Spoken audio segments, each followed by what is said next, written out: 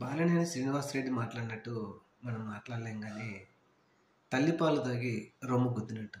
ఎందుకని ఈ మాట అనాలంటే ఆయన రష్యా వెళ్ళి పేకాటలాడి ₹1,00,00,000 తగిలేసుకొని క్యాషినోలు ఆడి ఇక్కడికి వచ్చి ప్రతిసారి అలిగే జగన్మోహన్ రెడ్డి గారు ఆయనను మంత్రిని చేశాడు. అనేక విధాల జగన్మోహన్ రెడ్డి ద్వారా అనేక పదవులు అనుభవించి ఈరోజు జనసేన పార్టీలో చేరి జగన్మోహన్ రెడ్డి గారిని ద్వేషించడము, నా ఆస్తులు కూడా లాక్కున్నాడు అని చెప్పడం ఎంతవరకు సమంజసమో ఆయనే ఆలోచన చేయాలి. ముఖ్యంగా ఒంగోలు పట్టణంలో ఆయన పేద ప్రజలకు చేసిన అన్యాయాలు కూడా అందరికీ తెలుసు. అయితే బాలినేని శ్రీనివాసరెడ్డి ఏదో ఊహించుకునే జనసేనలో చేరాడు కానీ జగన్మోహన్ రెడ్డి వ్యక్తిగత హననం నువ్వు లాంటి వాళ్ళు 1000 మంది కాదు, 1,00,000 మంది కాదు, 1,00,00,000 మంది చేసిన జగన్మోహన్ రెడ్డి మీలాంటి నాయకులు ఎంతమంది పోయినా జగన్మోహన్ రెడ్డి గారి అభిమానులు మాత్రం జగన్మోహన్ రెడ్డి గారిని కోరుకుంటున్నారు కాబట్టి 40% మంది ఓట్లు ఆయనకు వేశారు. అలాగే 11 సీట్లు వచ్చిన 40% మంది ఆయన వెనకనే ఉన్నారు.